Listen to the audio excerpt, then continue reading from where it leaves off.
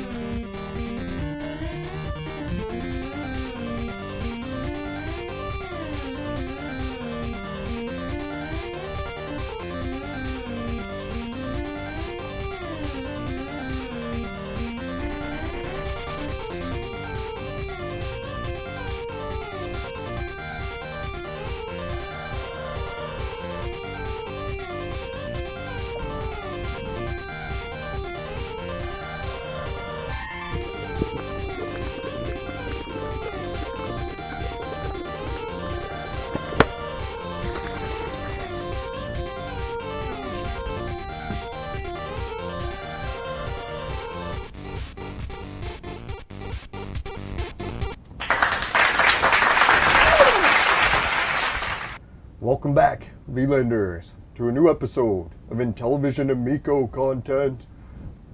I know a lot of the viewers have been asking when's the next Amico video coming, and I guess today we'll do a reaction video to me opening an old Intellivision flashback console, or I should say new to me.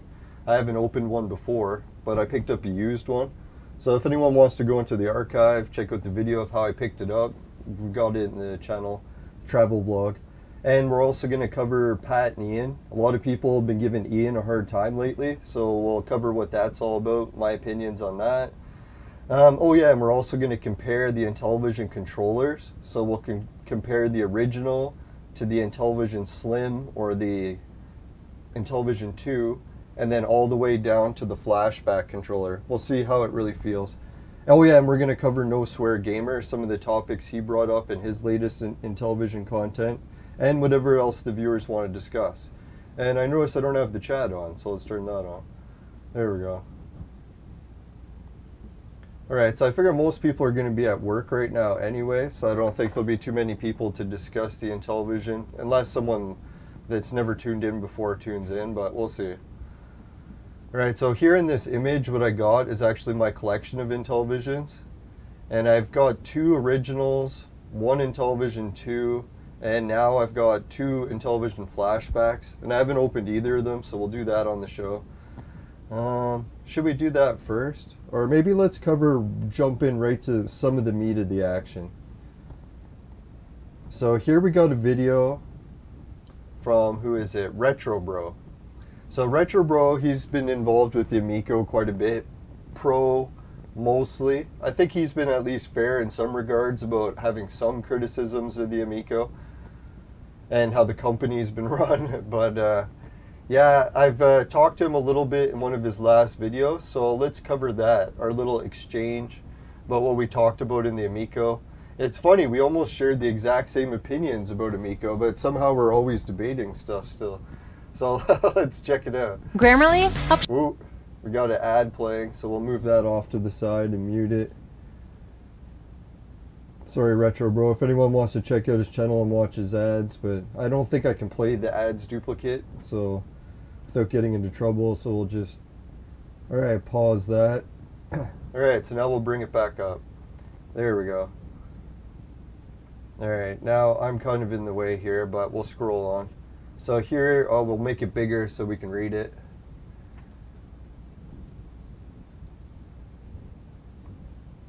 Alright, so we got the Intellivision Amico quiet time ending. If anyone's heard or hasn't heard from Amico in a while, it's because, yeah, they announced some quiet time with some big investors, debates coming on where the direction of the company is going,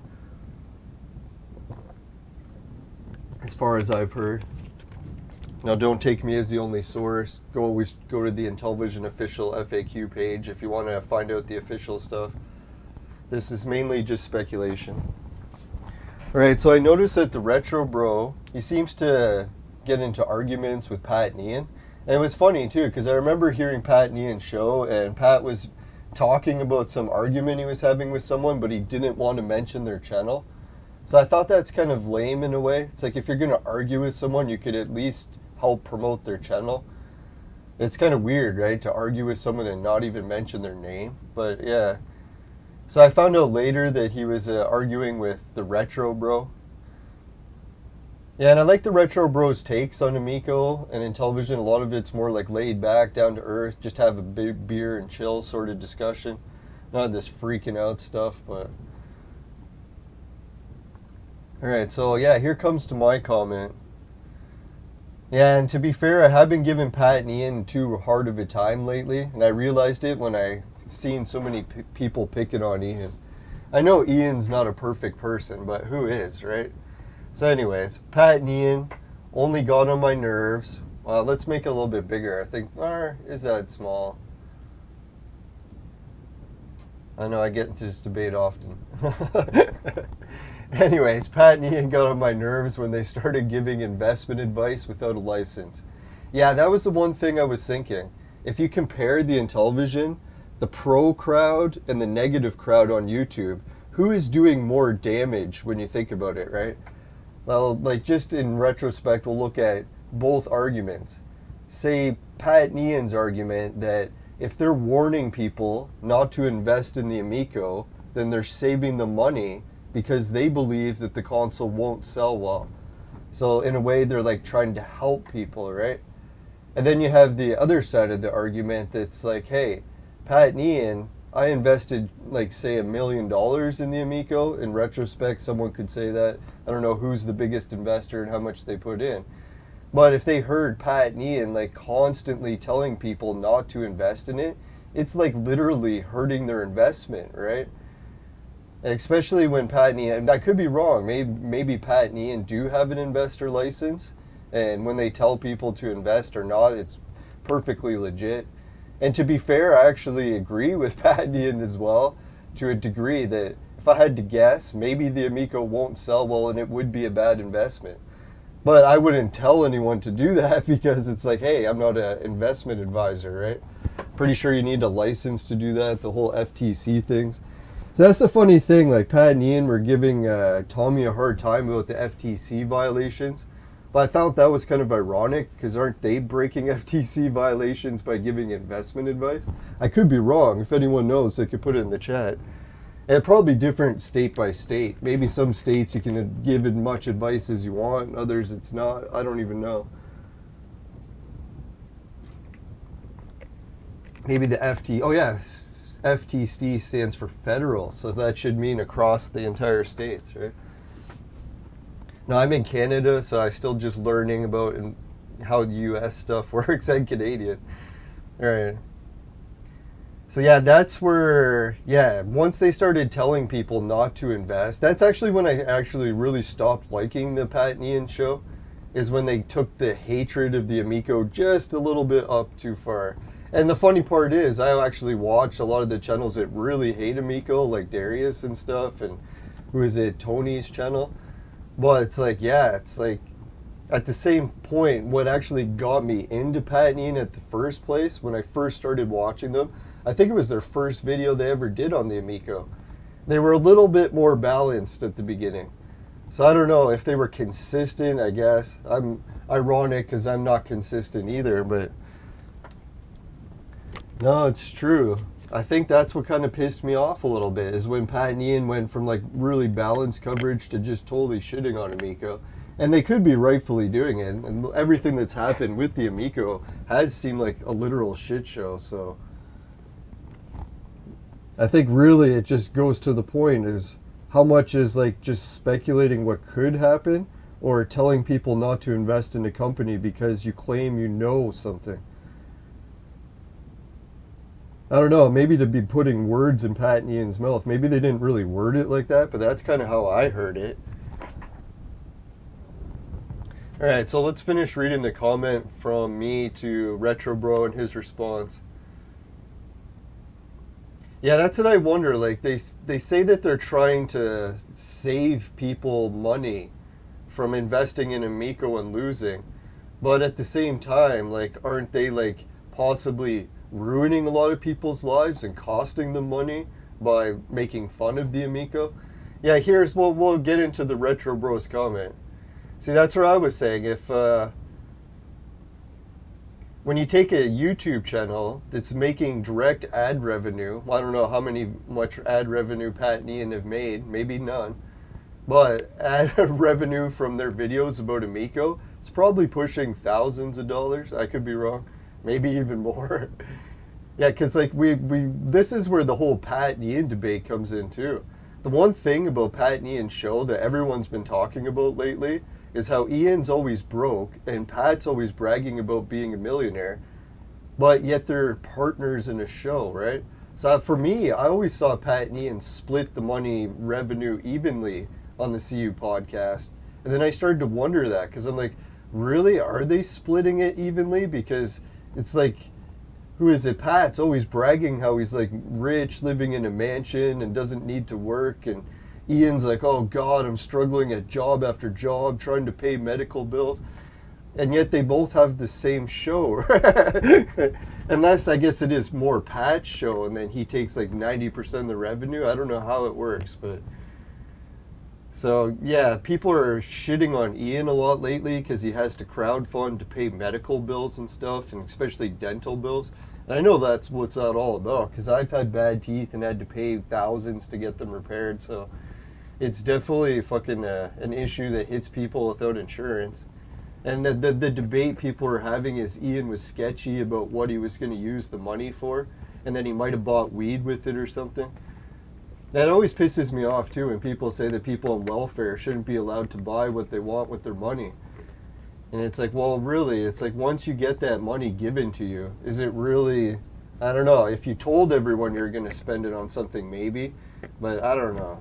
To me, you should really be able to change your mind, even if you did tell someone you were going to spend it on something. But who knows, legally, maybe you're not allowed to change it. I don't know. I guess if you're collecting welfare and then you changed your mind and went on vacations instead of paying your rent, yeah, you could probably get into large shit about that. Not that I know. Just kidding. To be fair, I think the Amico is not going so well. Oh yeah, here, I skipped a sentence. Yeah, so what happens if you take a YouTuber, not to say this is what Pat and Ian are doing, allegedly, and their scheme cost investors tens of millions of dollars? Like really, how much money was Pat and Ian saving people by telling them not to invest in the company versus how much money did they potentially tank on people? Like there's like tens of millions of dollars that may have just got flushed down the toilet because of their bad-mouthing the Amico. Now here, it's ironic that a Retro Bro comes to Pat and Ian's defense in this comment. And ironically, because they fight so much, right? But that's what I was thinking. I like that about Retro Bro. It's like he's willing to take a stance even differently contradictory to his own beliefs if he changes his mind, right? Someone who changes their mind. I know people call it flip-flopping, but I like it to a certain degree. Right, so the Retro Bro says, if you think Pat and Ian were the downfall of the Amico, I have a beachfront property in Kansas to sell you. And I think in a way, Retro Bro is actually repeating the same thing. A lot of people argue with me about Pat and Ian. They always say that Pat and Ian don't have any viewers, so what they say doesn't matter. And it's like, okay, I could gather if like Pat and Ian had a channel of like maybe, say, like my channel, 1,000 views, or the Retro Bro, or subs. The Retro Bro, he's got 3,000 subs. So even I think Retro Bro is actually approaching the point where he actually does have a significant influence. And that's the whole thing as a YouTuber.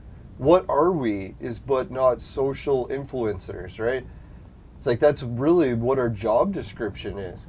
So if Pat and Ian aren't influencing people about video games, who is? Don't they have one of the biggest shows with the most subs? I don't know, maybe I've been missing the best show all along. I know what it's at, there's a bunch of like single individual YouTube podcasters, like Rich from Review Tech, or the guy with glasses, I always forget his name.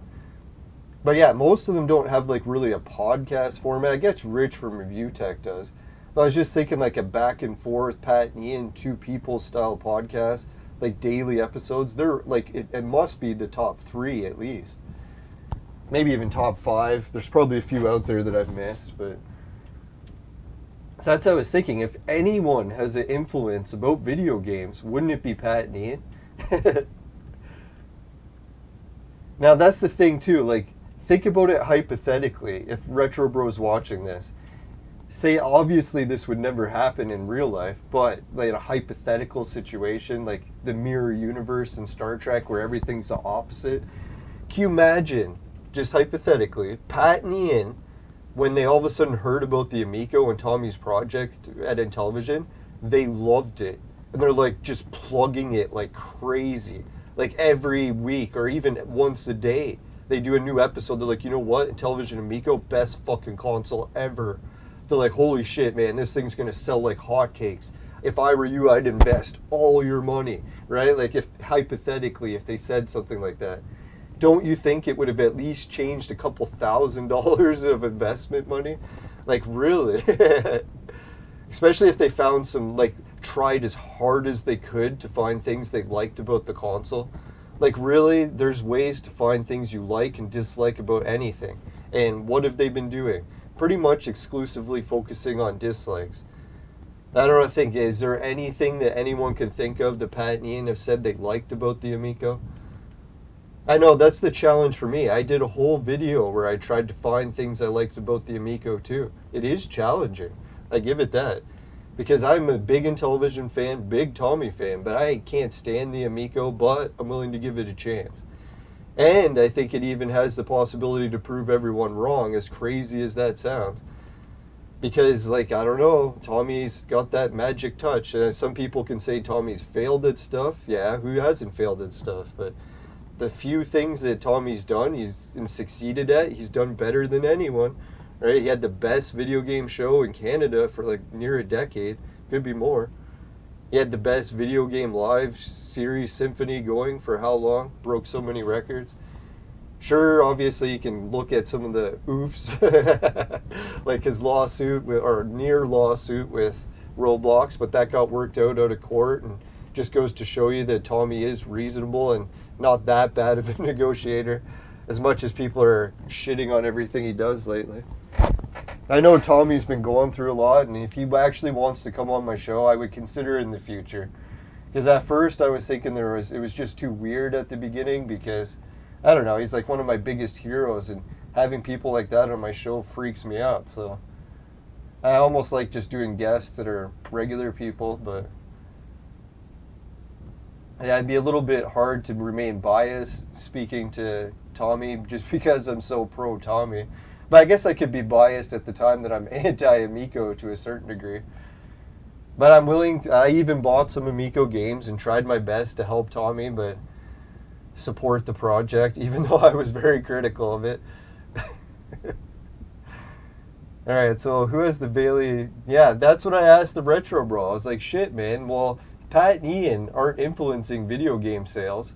Who is? Like, did I miss someone with more viewers than them? Fuck, I'll give my comment a like. Hopefully someone will respond to it. Because I don't think there is anyone that has a bigger influence. I think that's one of the main reasons Tommy got so upset when things went sour with Pat and Ian. I think he really tried to be as cordial or like team up with them as much as possible. So it almost really does seem like Pat and Ian had some sort of grudge against Tommy right off the bat, and they really took it against his company to the max, allegedly, to the point of costing investors tens of millions of dollars, allegedly. If they had any influence, right? And who knows, obviously, some people would say that, look at all the different times Amico raised money and Pat and Ian were bashing it and nothing happened. They just kept raising shitloads of money, right? So there is that side of the argument.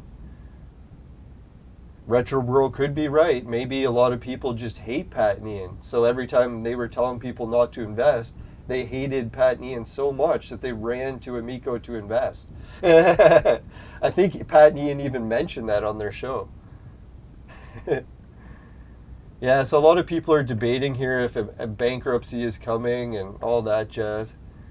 I don't know. I think if I had to guess, probably not everyone is turned against Tommy.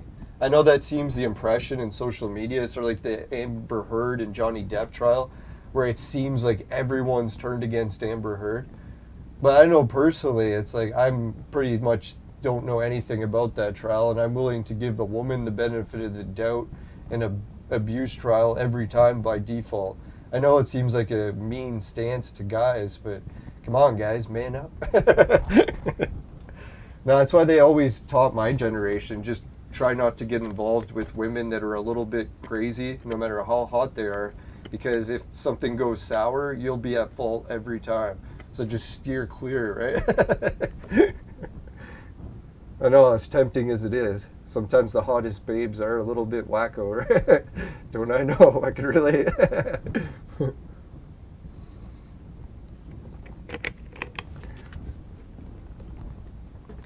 But anyways, yeah, so I always try to give everyone the benefit of the doubt of being innocent before being proven guilty in court, right?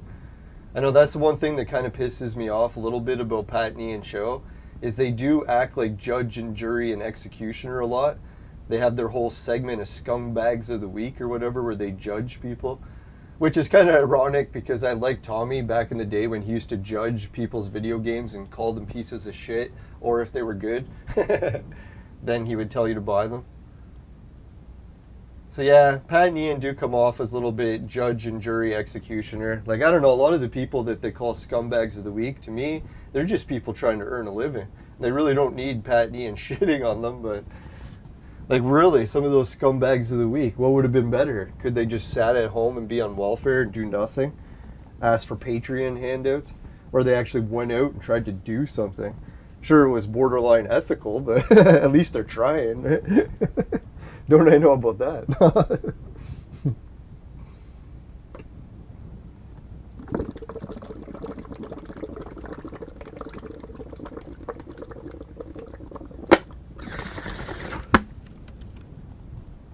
Man, sorry, I filled my bottle a little bit too much and it's leaking on the ground. Luckily, I just changed the water, so it's not that bad. It's clean water. Yeah, so Pat and Ian and Retro Bro, I'm sure they could come up to some agreement with their debates. I know it seems like they hate each other, but dear God, man, we got like countries killing each other in wars. I'm sure we can settle this at least if a war could be settled.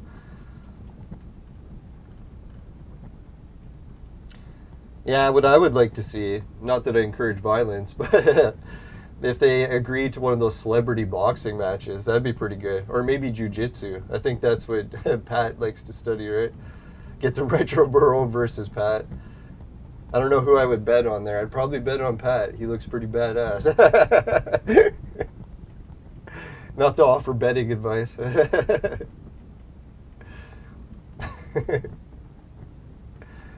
No, Pat's into the fasting, so like he's really hardcore training, right? Alright, so let's go on to a little bit more of the Amico stuff. I can't put it off any longer. I've been dying to open this console and then compare the controllers to see which I like best. So let's get into that segment of the show. Hey, we even got a like. Thanks a million. Now, I figured everyone would be at work so no one could watch it till later.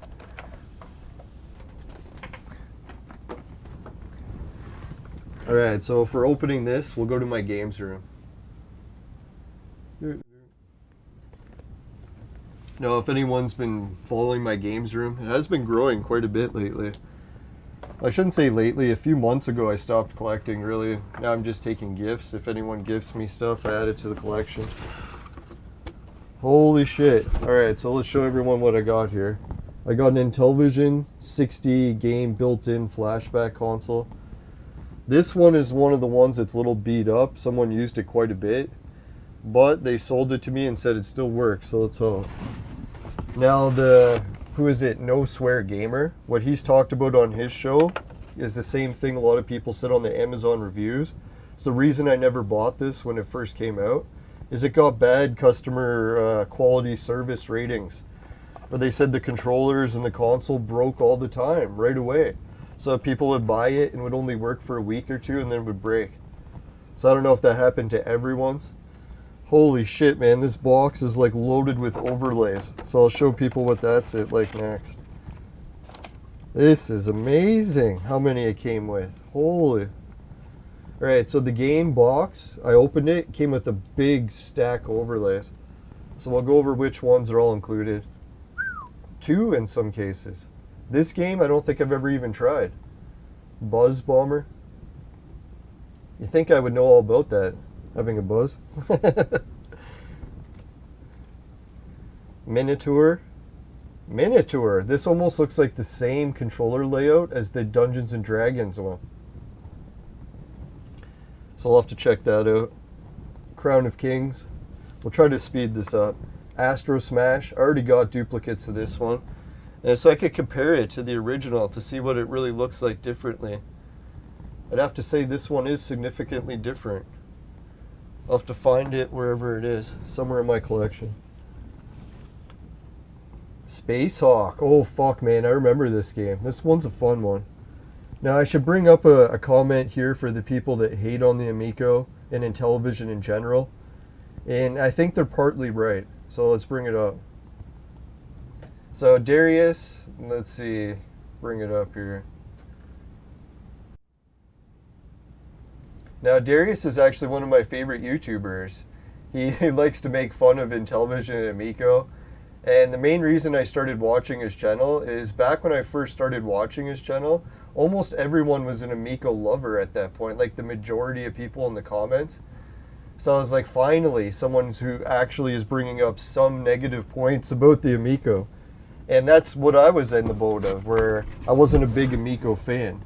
Still not. I don't really love the Amico idea. So yeah, that's what Darius was saying. He didn't like the Amico. And obviously he takes things a little bit too far, to say the least. You know, the one thing that gets me is when he makes fun of people as parents and like their family life and stuff. I know that's kind of a low blow, to say the least. But hey, it's a YouTube community, and really, if you don't fucking pick on people, like look at Chris Rock, right? He insulted people to the point he got slapped in the face. That's really how you make it in Hollywood. Sad but true. So yeah, just to clarify, it's like I like a lot of the points that Darius is negative about the Amico, but his hatred of Tommy, or insults of Tommy, do go a little bit too far. Now, the only reason I don't really hate on Darius for picking on Tommy like that is because Tommy really does have a history of picking on video games in the past. And he talks about Italians having like a thick skin and that he can take it and all that. So that's I'm like, well, it's all kind of in fun then. If Tommy came out with a video and said that he's like, he totally hates Darius and doesn't want him to keep making like roast videos, then I would probably reconsider watching Darius. But I don't know, maybe he has already. Now, to be fair, I didn't really keep up with as much as Tommy's latest videos because I noticed it was getting very repetitive. So it was hard to watch all the latest videos without thinking, oh god, man, I've heard everything said here like 20 times already. Now, if anyone's wondering, the main reason I like Darius' channel too is I wanted to see his reaction when the Amico came out and if he liked it or not. Because I think, to be fair, Darius probably would at least try it and see if he liked it. And if he loved it, I'm pretty sure Darius would change his mind. Like, I don't think he's one of those people who's making fun of the Amico die-hardly to the point where even if he actually did like it, he would pretend not to. But is it really a strong possibility Darius would have his mind changed? Obviously not. It would have to be nothing short of a miracle, but I bet you he would change his mind. It's like if he literally picked up the Amico, was like, oh my god, I fucking love this thing, he would probably do a rebuttal video. I think he's that type of YouTuber. Like, some people can admit when they're wrong, and I think he would be one of those people. Especially when he's dishing it so much. Hopefully he can take it. Now, I haven't really heard too many people argue with Darius. Most just ignore him.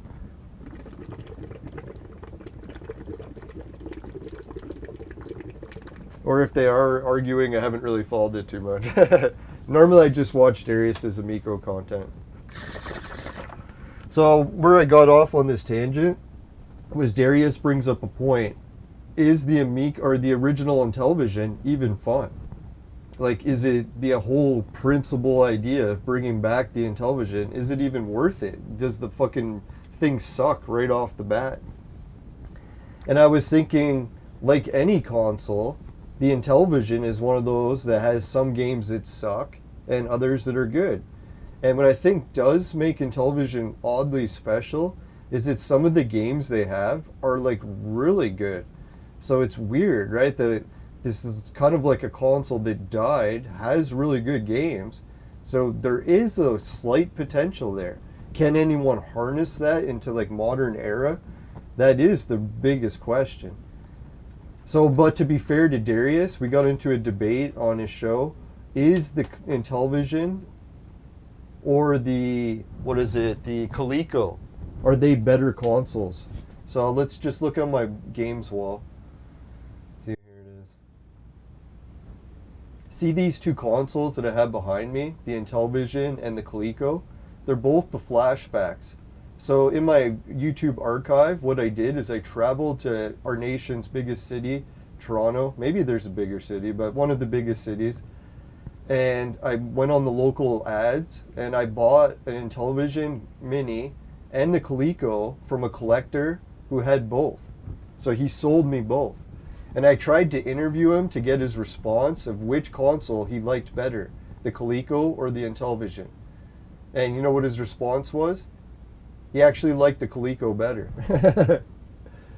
So, to be fair, the Intellivision is the console that should be brought back that has all these great games is even debatable. I think some people really believe, Darius and others, that the Intellivision and the Coleco, if they went head to head, even Coleco is better, and it deserves the better chance to get revived. And I think that's why so many people are disappointed when the ColecoVision or Coleco Chameleon failed. Like, if it succeeded, I think it would have sold well. People actually liked the idea of it. So that's where I think it bugs me a lot about Pat and Ian's show too, is their opinion about how retro consoles are a waste of time.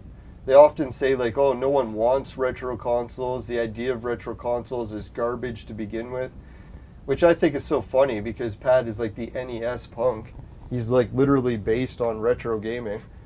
And even Ian was kind of like that on his show too. You ever notice that? He would talk about how like he worked at Luna and he hated his customers that were stuck in the past, where all they would do is talk about how old games were better and how he was thinking, dear God, you guys, why don't you move to the future and start playing Xbox or something? Which I thought that was kind of ironic, right? Like, they're anti-retro, yet their whole lives are based on retro gaming. Well, I'm a lot like that too. Who isn't full of contradictions? But no, just to give a shout out to the Coleco Chameleon, the community. There are people that are still trying to get the Coleco back. They keep upgrading it.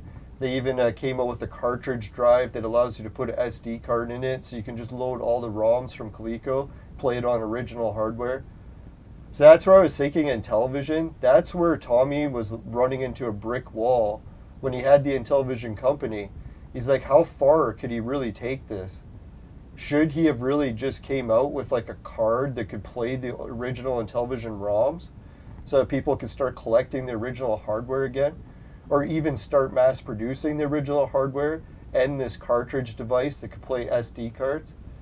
Now, I'm pointing at this one in the picture and saying it can play SD cards, but I think this one that is actually in the picture is just to enhance the memory or something.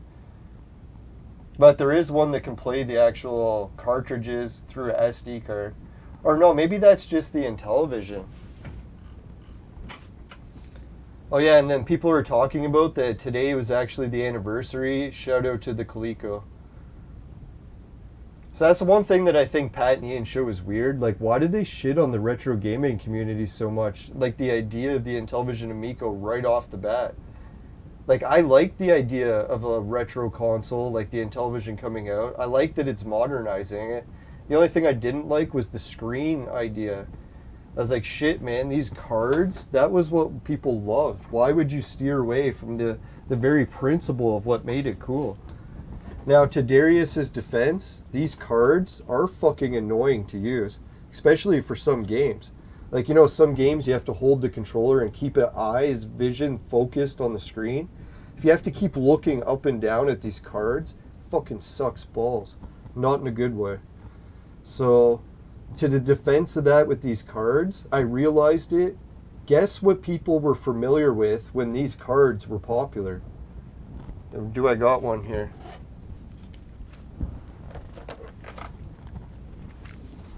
Come on, you bitch. Come out of the hole. Why are you stuck in the hole? Ah. Alright, I have to use both hands. There we go. Got it out. Hate when that happens. Alright, so... No, if you check the Intellivision controller, look what it has. Let's make this bigger. That's what she said. Has a fucking number pad. You know what number pads were popular for? In the olden days, everyone was used to using number pads. Like you had like number pad calculators that people were using before like modern computers and all that shit. So people were used to typing on shit like this. So if you gave someone a number pad keyboard back in like the 80s or something, they'd be like, fuck, I don't need to look at it. I can just go like this. My hands already have it memorized. So the argument to that is, could you really play the game like this while you're trying to hold it? Like, just look at that, right? Like, Darius is part right. This is fucked up, right? So, I don't know. There's pros and cons to these number control pads, but I get it that this was one of the main features people loved about the retro consoles, the number pad. So, why would you change that on the Amico? I get it. They're trying to upgrade it, but how far is the upgrade before it's too far, right? Like, if you're taking the card out of the card, isn't that too far? Debatably. So yeah, as we go and open this console, we're going to compare this Intellivision controller. This is the Model 2 version on the Intellivision 2, and it's hard to feel the numbers. Like, you can feel them, but it's not as prominent. So if you try to do it without looking, it's hard to do the Braille feature where you can just feel the number, right? That's the one knock. Another knock to it is the D-pad, very low quality. Someone could comment in the comments, did it actually stop it from breaking? Because I noticed like this design is significantly different from the original Intellivision, and that it feels different when you turn it. It has more of a spring-loaded feel to it. And did that prevent it from breaking? Because I know a lot of cases the original one broke all the time, right? So hopefully this D-pad or spinning wheel actually fixed that problem. And the numbers on the side or buttons, you can't even feel them. Like if you press it, it doesn't feel like it moves in or out. So that's the critics point out, like this is the cheapest button design ever in console history. I don't think anyone made a cheaper controller than this. I could be wrong if someone wants to post in the chat, but this probably is the cheapest controller ever designed in console history. That's what I'm wondering. Every time I hold this, it really feels like I'm holding the Amico controller. If anyone's like disappointed they didn't get their Amicos, if they get this Intellivision 2 controller, and it's almost NES color, so if you like collecting NES stuff, it does have a nice color. I don't think it was originally that, it faded to it, but yeah, it looks just like NES. Even the button combinations, like red and black and white, very NES-like. Yeah, so if you're disappointed, highly recommend this to collectors. I don't know how much I got this for. I'm trying to even remember. I think I got the console and the controllers and a game. Fuck, how much did I pay for it? I completely forgot. It was definitely under 100, as I guess. Oh yeah, the other thing we were going through is the Spartacus.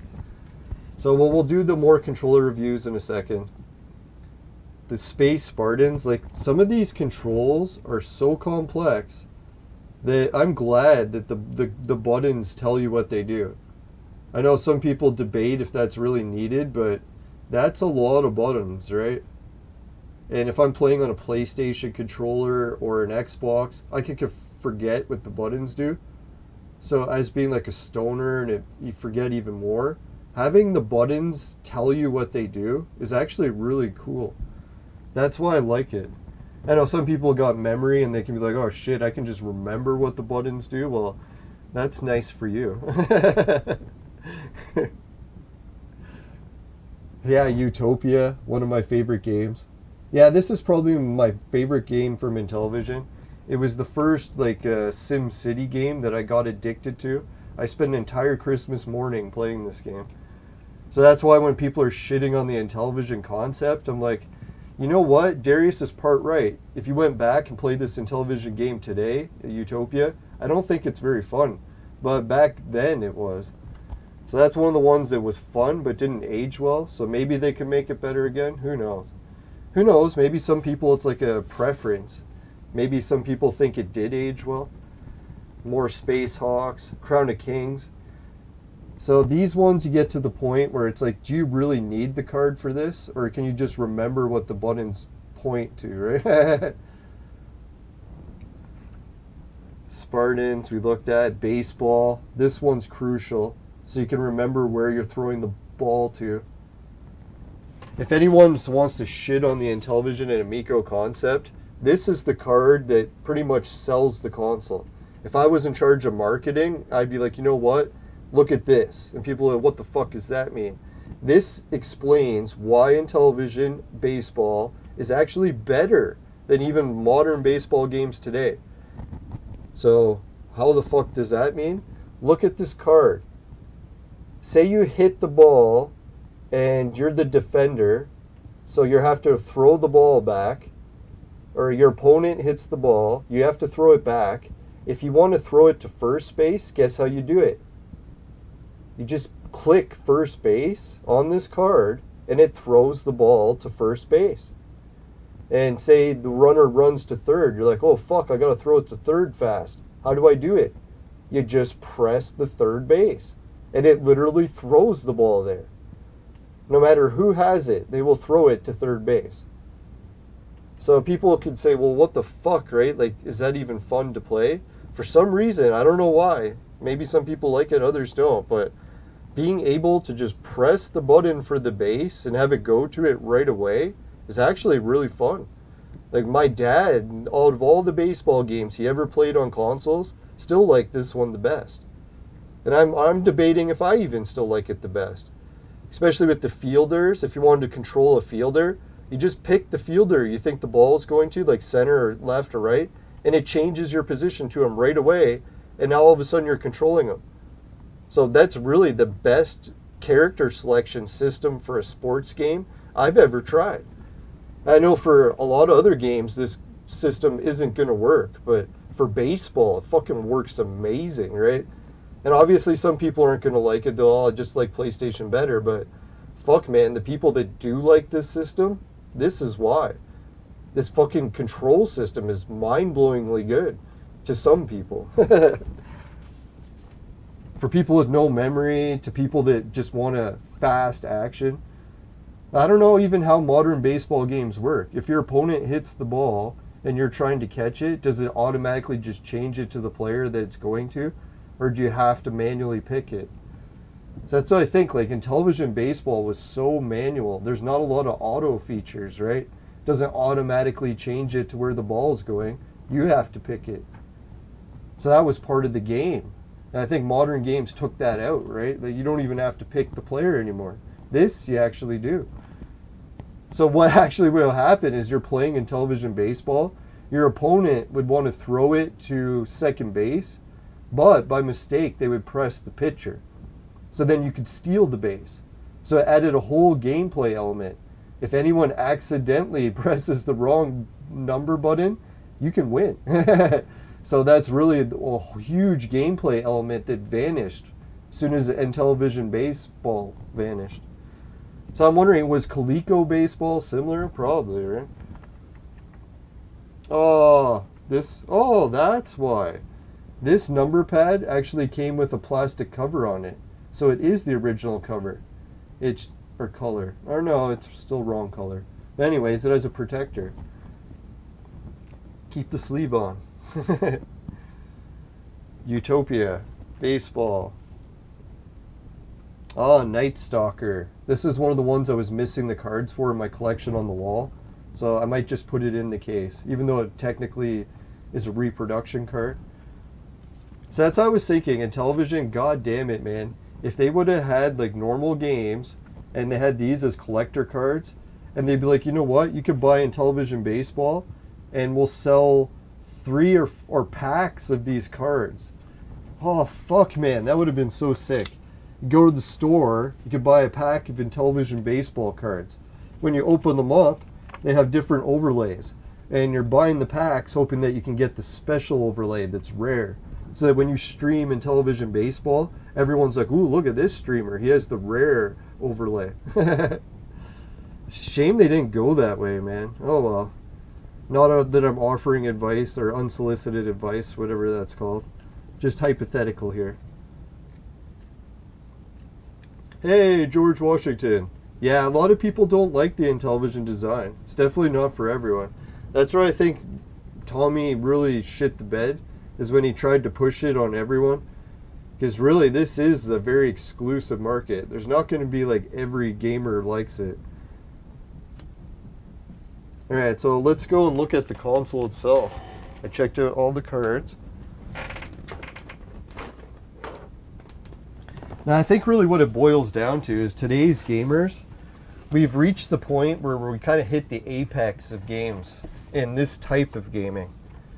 Like when you look at console games, putting cartridges, playing it on a screen, like all that's like very old-fashioned gaming. We're coming into the, whoa, another card. Word Fun. Yeah, they even had educational games. So people are like grasping at these old games because we've realized we've reached the apex. Like, sure, graphics might get a little better, but we've made all the driving games, we've made all the first-person shooters, we've made all the sports games. They're not really changing much anymore. So we've reached the apex, so now people, instead of going forward, are starting to look back just for something new. Because, yeah, a lot of the newer generations never played this shit. Holy shit, man. I never realized this. This Intellivision Mini is so light. I can literally lift it with the baby finger. This thing is like a feather. There must be like nothing in it. That's what I was thinking, like advancements in technology. What really do they need to put in this box for it to work? And this one's nice. It actually has controller ports, so you can take Intellivision controllers and plug it in. Sadly, they put the wiring backwards. So you have to buy an adapter cable so that you can swap the wiring to the opposite order. But if you do, then you can take any of the, like the Intellivision controller. Let's show it here.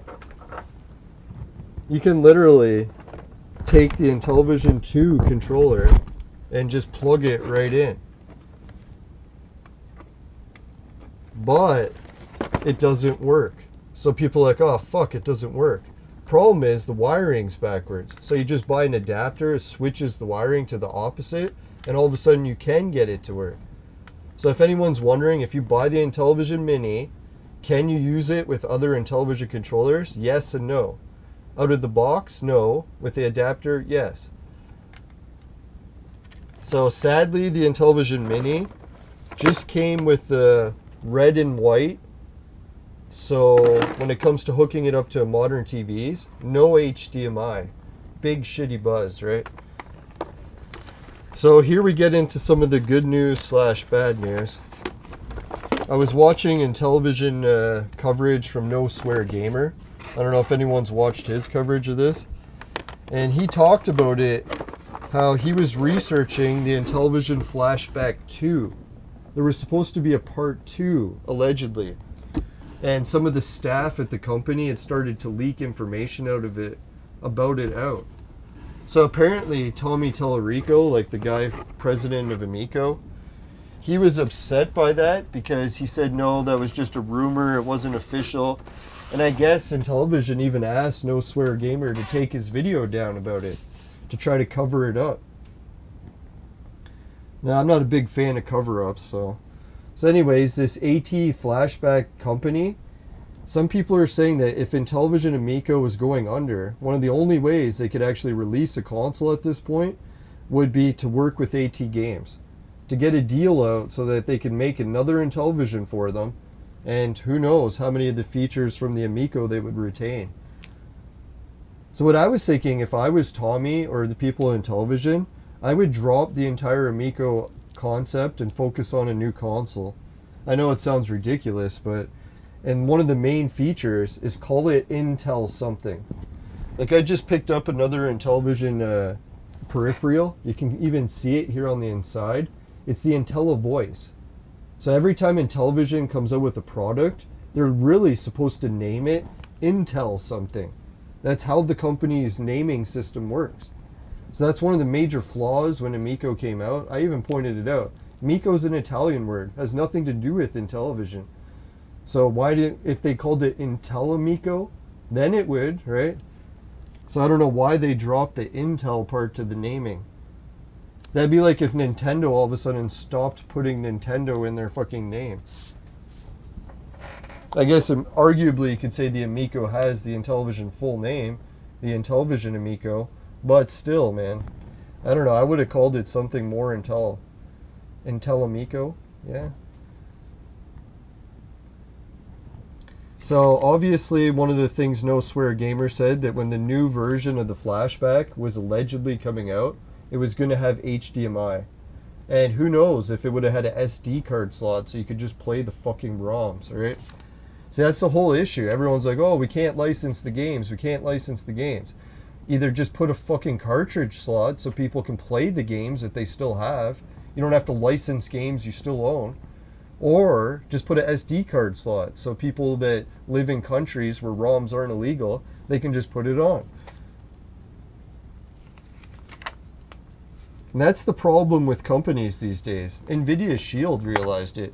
Do they want to make a product that fights customers, or do they want to make a product that actually works with the customers? What do customers want? They want a fucking SD card, easy ROM access, fucking cartridge slot so you can play the original games. Port on the controller so it can actually play the original controllers.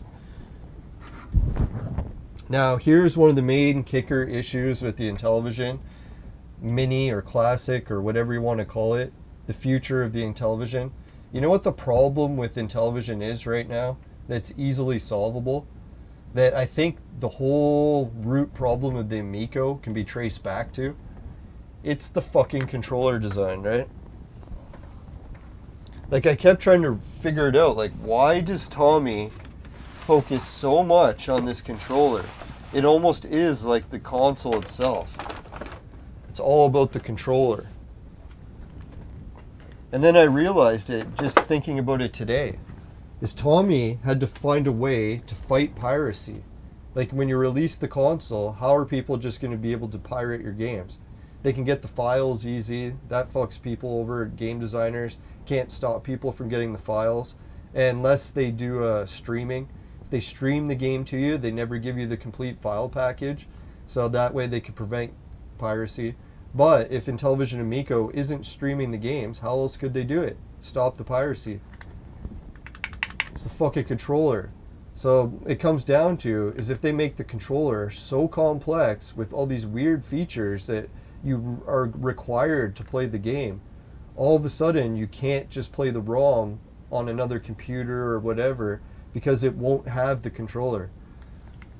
But the argument to that is, what about third-party companies? Couldn't they just come out with an Intellivision Amico controller and have it like cheaper than Intellivision sells it for?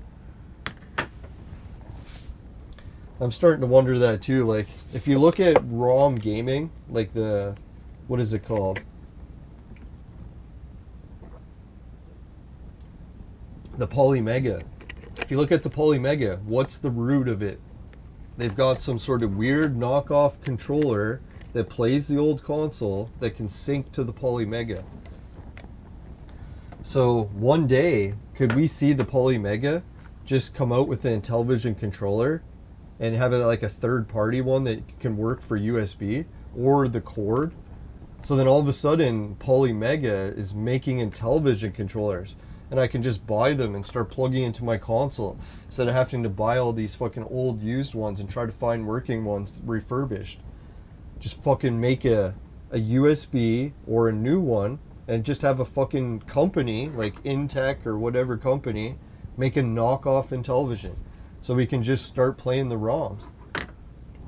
And ROMs of games we already legally own and all that shit, but... So I think that's the problem when Tommy was releasing the Intellivision, the Amico. He was facing, does he really want to put the Intellivision and make them make another flashback? Won't it just fail? Because, like, Jesus, you could just get the ROMs, play them on a controller, on a computer, so you wouldn't even need this console.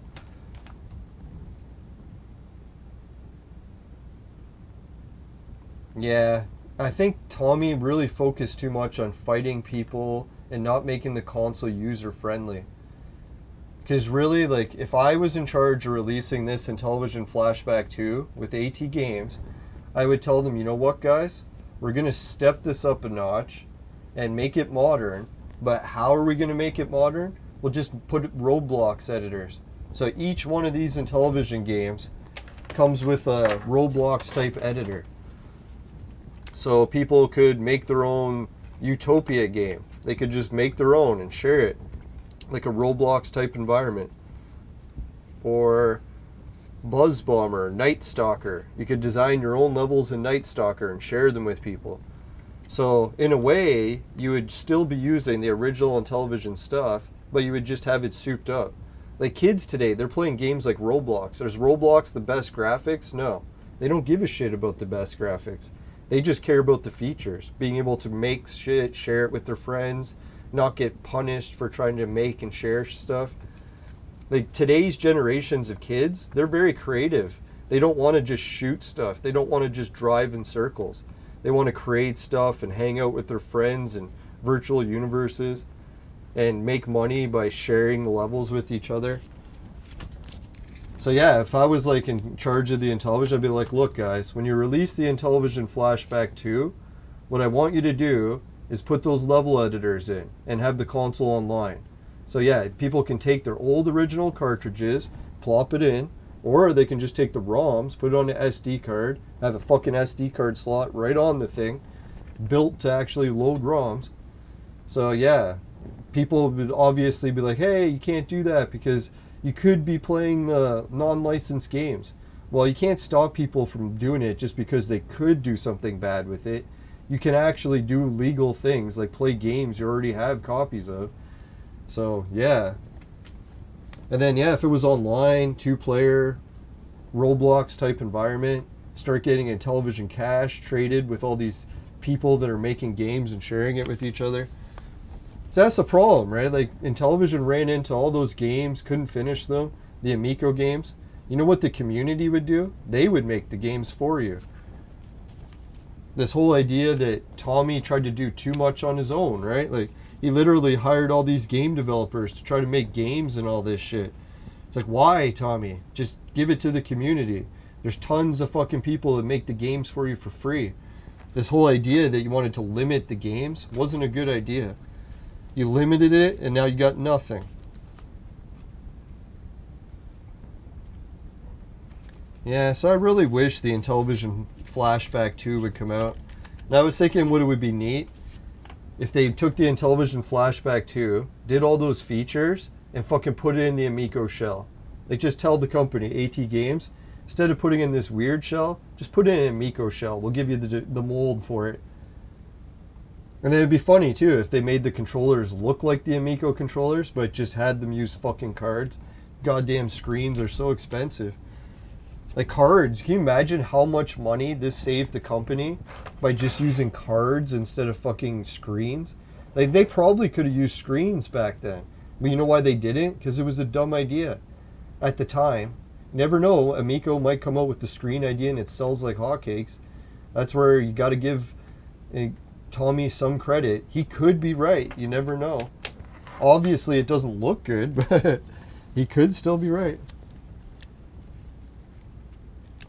Yeah, that's what I'm thinking. We're at the age now where game developers, they can make these like 25 kilobyte games in like an afternoon.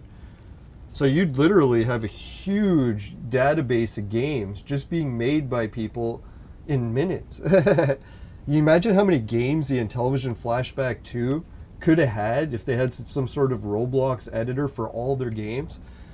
People can make their own Burger Time levels. They can make their own Word Fun games. They could design their own enemies for Astro Smash. Yeah, have an Astro Smash editor where you can just design what the objects are that are falling down. You know how funny YouTubers would love that? They'd be like, what? You can just design your own Astro Smash level? They would put like funny characters from cartoons they watch or their latest YouTuber trends, and they would input it into the game. And then they'd be trading those levels and it would go viral. So I don't know, this whole limiting stuff. That's the main thing I think that pissed me off with Amico the most, was the limitations. As soon as Tommy started talking limitations, I'm like, fuck man, that's just too vegan for me. Like, I don't like the vegan idea of limitating. It's not a concept that I like. He even talked about it a lot in the chat. Oh, he's like making the Amico vegan.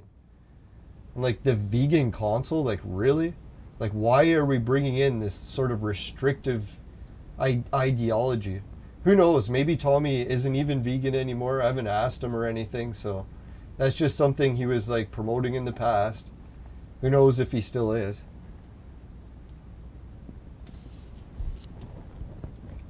Yeah, I never realized how good the level editor idea was. Like, I knew Roblox was a good idea, but I didn't know what the game was. And then I found out that it was level editors and that you can just share the levels and make money sharing them. I was like, holy fuck, man, that's like the apex of gaming design I always dreamed about. Where like players could just make the levels and they could make money just by making the levels. So it's like, it's really an economy when you think about it. It's like a whole video game industry where we don't have to depend on developers anymore. We can just make our own shit. And what we need the developers for is to make really good engines. So that they give us the toolbox and then we can just make shit. By we, I mean like 10-year-old or teenagers that have time. Adults are all at jobs usually. Alright, so let's look at all the controllers. I haven't even compared all three yet. And I've actually got all three here. So let's take a look. Which one of the Intellivision controller is best? If any of the viewers have an opinion, you can let me know too. So far, I think the Intellivision 2 controller is the worst for buttons, but I kind of like the D-pad, or the analog, whatever you want to call it, disc. So that one, I would say, is still the worst. Oh god, this Intellivision is like a brick. It's like a lead brick. Has anyone ever lifted this? It's like made out of fucking steel or something. Alright, so the controller for this bad boy, the original. Now I have to say the disc on this one actually feels near identical to the Intellivision 2. Now that I just compare the two. Like really, if you compare those,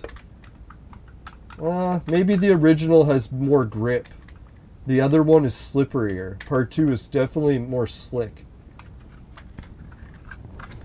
The button clicks, if you compare the button clicking, the original, way better. The button goes in and out. In and out. Nice feeling.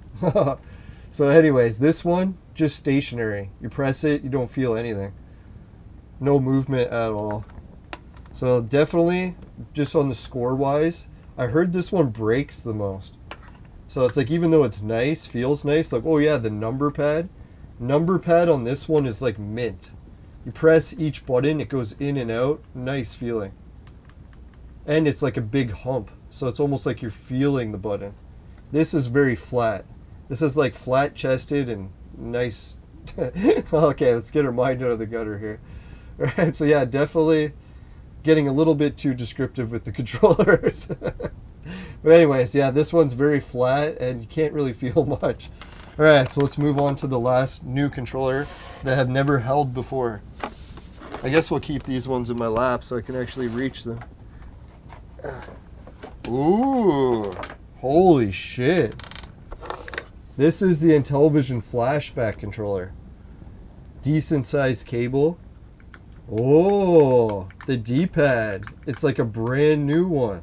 You can definitely feel it's a lot more spring to it. Like higher pushback. Oh my god. You feel that or hear it? That is a nice click. The click on the side of this one, definitely the top of the ranking. Yeah, let's compare these. The original, it is identical. Same size, but the button place, or the button clicks. Oh my god. That is like by far the best button click. Which is ironic, because I heard that these buttons break the most too. But they definitely feel the best. It's like so rubbery too. Very nice button. The number pad feels identical to the original. D-pad just more springy. So if I had to rank on feeling, I think the Intellivision Classic, it's the best. Best springy, best button clicks. Same number pad as the original, which is the superior. Wow. So you have to give Intellivision Flashback or AT Games. They designed a fucking hell nice controller. It's a shame that it didn't have a good quality rating and always broke, but fucking hell, man. That's a nice controller. So if I had to rank the Intellivision controllers as a collector, which one would I buy if I could only afford one? Do I want the original, the 2, or the Flashback? I'd say just for looks, like if you're putting it on a shelf or like hanging it on a wall or something, the Intellivision 2, that's a nice looking controller. I love the look of it. So if you're buying it just to hang it up somewhere, yeah, definitely I like this. Hey, it says it's made in Hong Kong, 1982. Yeah, so definitely if that's the purpose and you just want to hang an Intellivision controller up, that's a nice one. But when it comes down to playability, the original, like the one hardwired into the console, that's definitely the best. Like if it was a competition and I had to win the game, I would try to use this controller because it's the most accurate. But if it comes down to the buttons not breaking, I think the Flashback is the better. It does feel the same weight exactly too. That's like literally, oh, maybe it's a millimeter not as wide. Or no, it's identical. It's the identical shell. So if anyone's wondering how close they got it, it is almost like literally identical.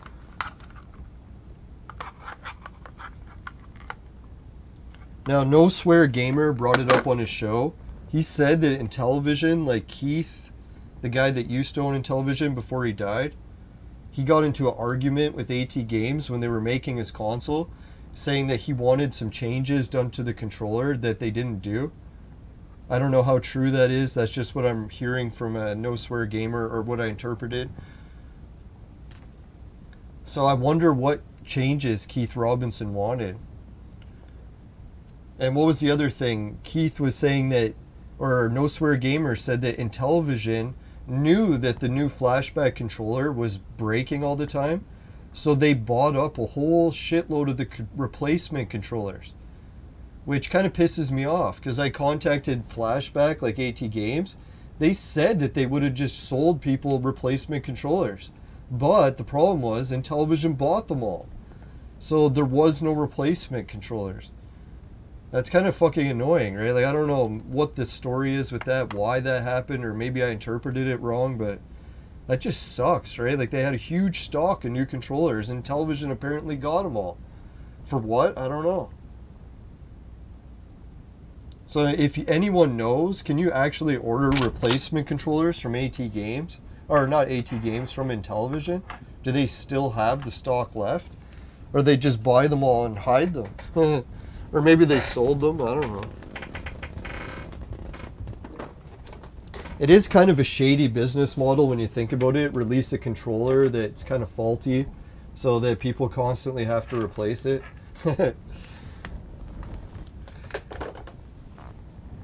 Damn though, man.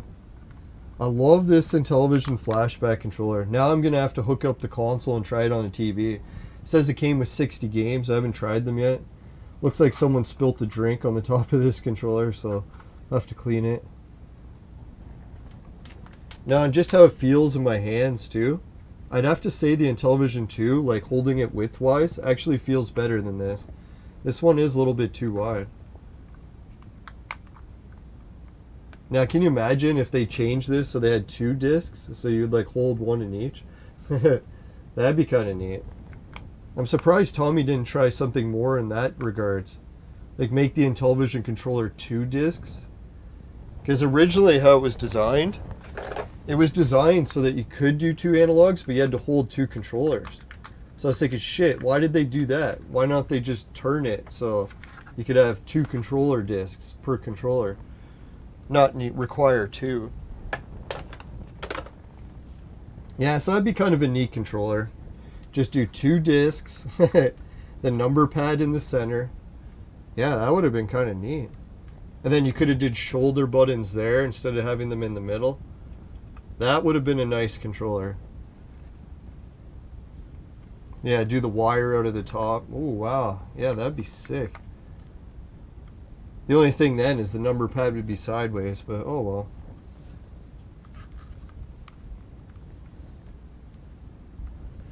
Yeah, the normal controllers are hard to beat, right? Like when I hold like even a GameCube controller, that design is just nice. It's weird to have the number pad. But the funniest thing, one of my friends came over and we tried Triple Action, the tank game that everyone was bashing the Amico for. And I got my friend to play it and he's like, dear God, this game is so fun. Why have I never played this before? I'm like, yeah, that's kind of where I'm laughing because people make fun of that tank game. I know that like Tommy fucked it up with a lot of the shit when it comes to like actually getting the licensing done and just the game done in general. But man, if they get that game and launch it, I think that's one of the ones that could sell the console.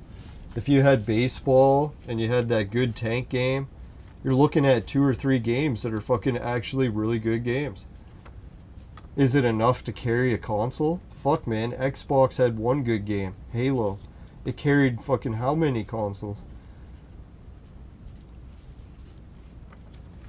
Yeah, speaking of Halo, I'll have to play that again. Alright, so did I cover every topic I wanted to talk about today? I'm trying to think. Let's go over more of the chat, because I know I missed a bunch. Hey, Ludo Ergo, George Washington, Leo DS. Give everyone a big shout.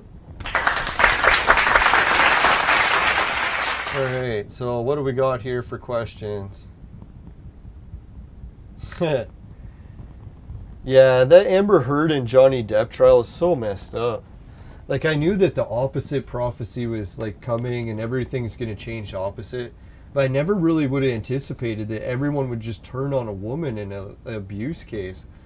And I don't know, I'm from the generation where everyone just sort of gave the woman the benefit of the doubt just in case she was telling the truth.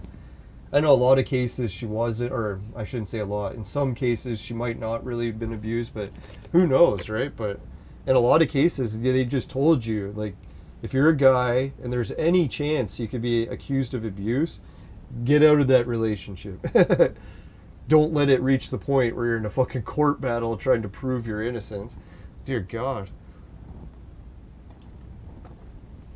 Alright, so... Now, to be fair, like, Johnny Depp's actually one of my favorite actors. I'd say my favorite. But do I think he's a saint? And then do I think he's, like, a crazy maniac? It's like, yeah, most Hollywood actors are, right? Like, it's one of the things that makes a Hollywood actor is when you're a freaking drug-crazed maniac, capable of anything. It makes a good actor. Well, let's hope he wasn't actually abusing people. I know that's a really serious thing, like... So hopefully it's not that far, but who knows? Some of the testimony from the doctors, I'm surprised cops aren't pressing charges at this point. And does it surprise me that everyone supports someone who is even an abuser? It's like you look at Bonnie and Clyde. It's a story about 2 people that would rob small business owners, kill them and murder them, and take all their money.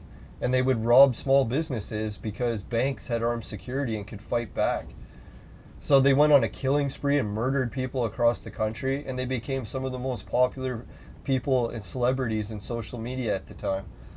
So does it surprise me that, I bet you Johnny Depp could come out with the video where he cuts off someone's head and everyone will be like, oh my God, he's a murderer, and he'd be even more popular. It's just how weird our society is that way, right? It's not that we have anything to do with it. Yeah, so there's the Intellivision flash. Oh yeah, wrong screen. Alright, let's read some more questions or comments. Even having an option to use your smartphone as a controller would be better. I know that's what a lot of people made fun of the Amico and saying that having a cell phone as a controller isn't a good idea. I actually mocked it a lot at first too, until I started playing Clone Evolution. Then I realized that controllers on cell phones actually can work better in some games. Obviously not all of them, but some games it actually is better, so it makes sense. That's the one thing that pissed me off with the Amico, is they kept trying to limit the controllers. Like either you can use the Amico controller or you can use cell phones. I would have liked it if Amico came out and said you can buy an arcade stick, you can buy a steering wheel, you can buy all these different arcade peripherals. This idea that we're tied into this Amico controller is kind of fucked up. More limitations.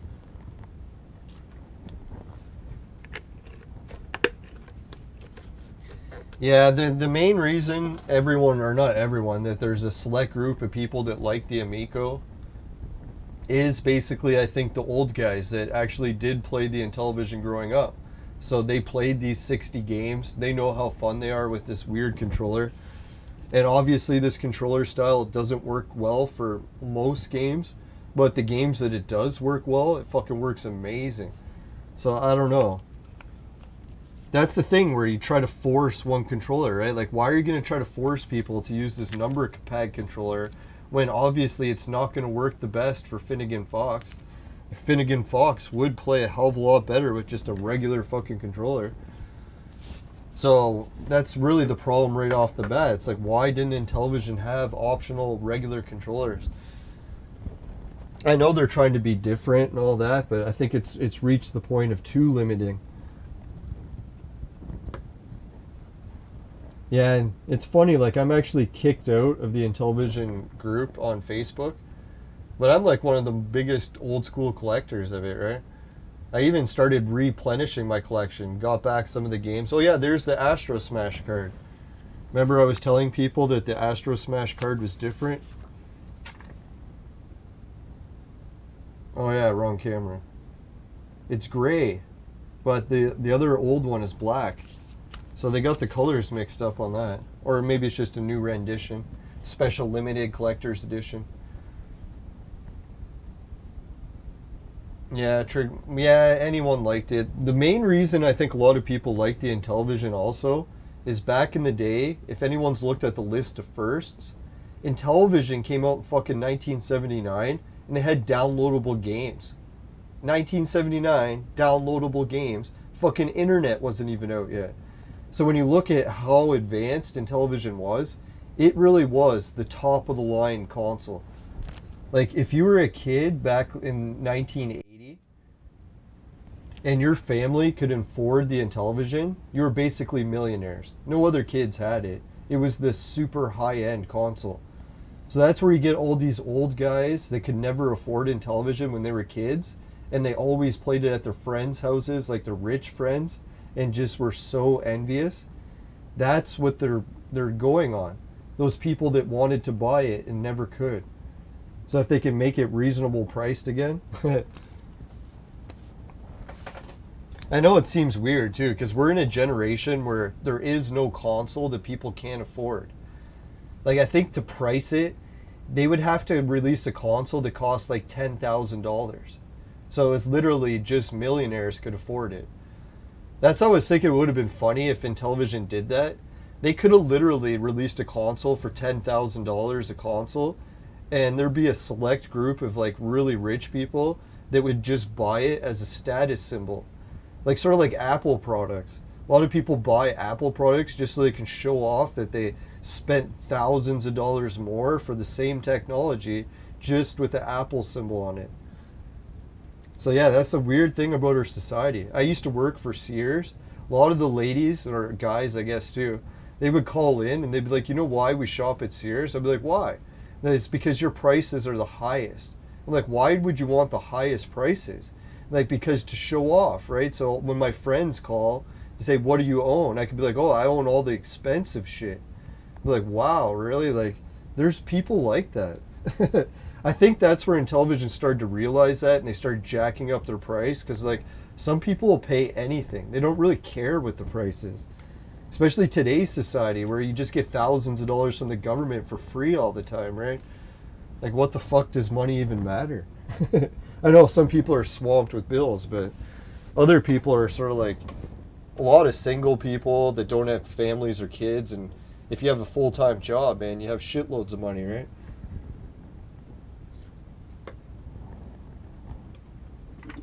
Unless you live in like a high-end mansion that's sapping all your money.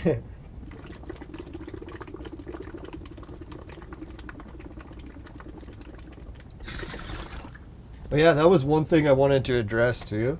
Is I don't know if anyone's noticed it. What's come up in the news lately with video games. I don't know how many people have talked about it, but let's put it up on the screen. Oh, wrong screen.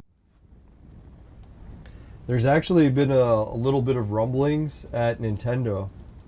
And the problem with Nintendo is they've reached the conclusion, same thing that other people have reached in video gaming, is we're sort of reaching the apex, right?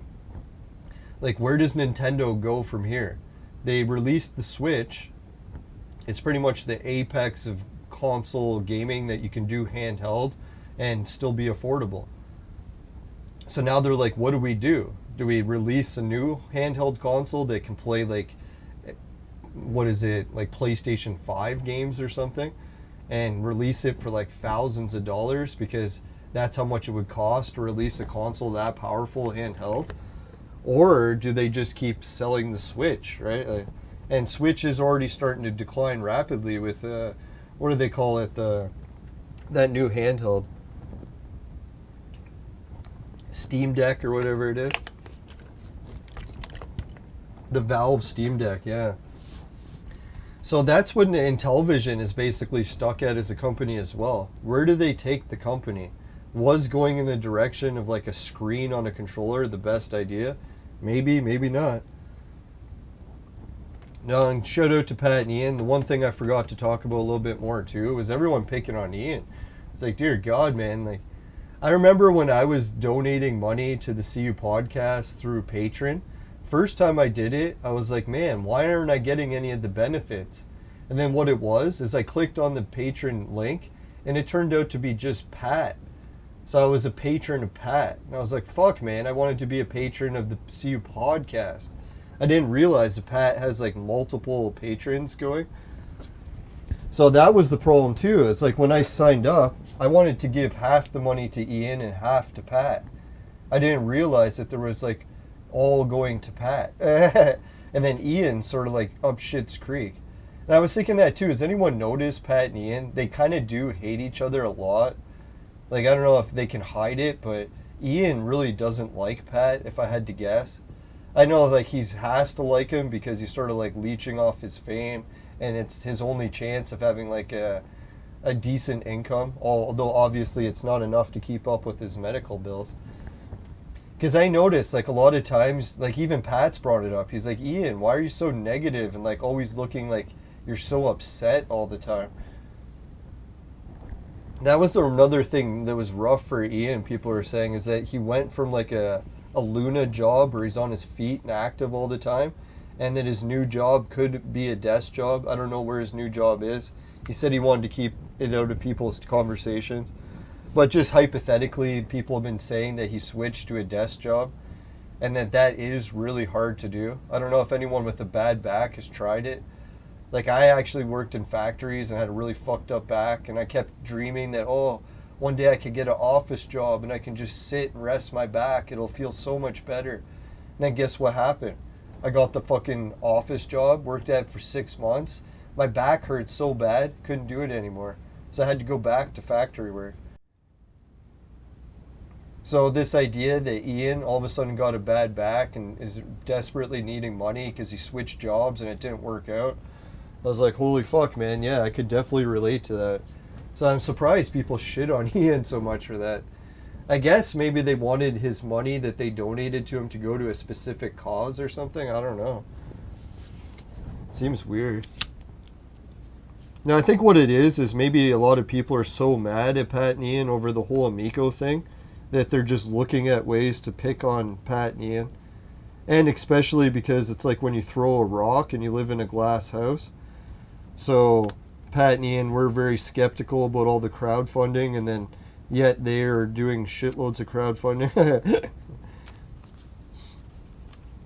So like, they did kind of bring it on themselves there. Don't I know all about that? Wow. So I think, yeah, we covered the Pat and Ian thing. No, shout out to Ian. Hopefully his back and life situation improves. I know that back one's a hard one. Like, really, the only way I found to fix my back was do 200, or no, was it 300 sit-ups every day for 2 years. And then eventually my back turned into muscle and didn't hurt as bad. It wasn't an easy process. It was really torture the entire time. But it worked eventually. Not to offer health advice. No, my back still acts up, but now I know what fucks it up and I know what helps it, so at least I'm a little bit more in the know. Alright, so we compared the Intellivision controllers. Maybe next episode what I'll do is I'll compare the Intellivision controller with the Coleco controller. So we can compare the Coleco and Intellivision, see which really was the better controller. Maybe it was better if the fucking Coleco Chameleon got refunded instead. Holy shit. If you look in this box, or this manual, it comes with all the pages with even more overlays. That's what I was thinking. They really should have just had a website with all the overlays so that you can print new ones and sell a machine that prints cards. So people will be like, oh man, I can make my own Intellivision cards. Holy fuck, man. Look at some of these cards. That's some really nice ones. I don't know why it's in black and white. Shit, eh? Yeah, it's really sad that the Intellivision Flashback just didn't work better. Man, if this console was working better, it would be set.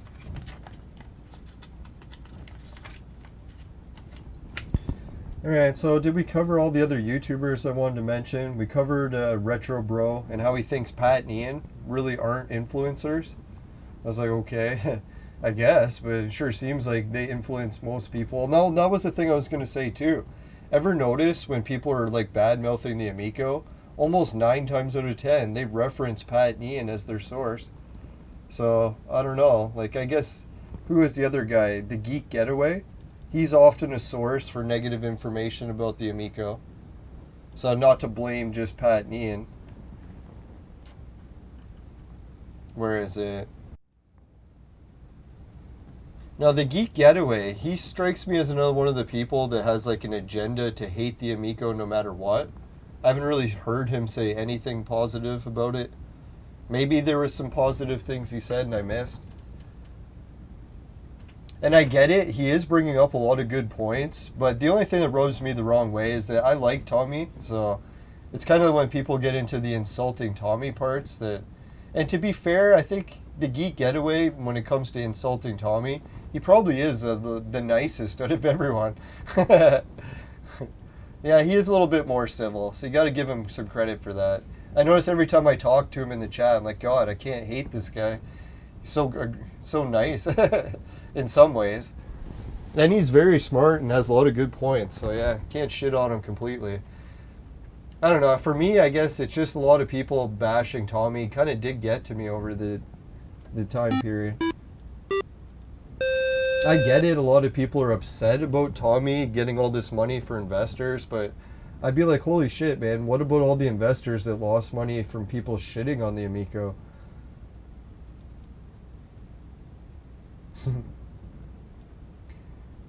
That's the thing, right? Like Pat and Ian, they keep talking.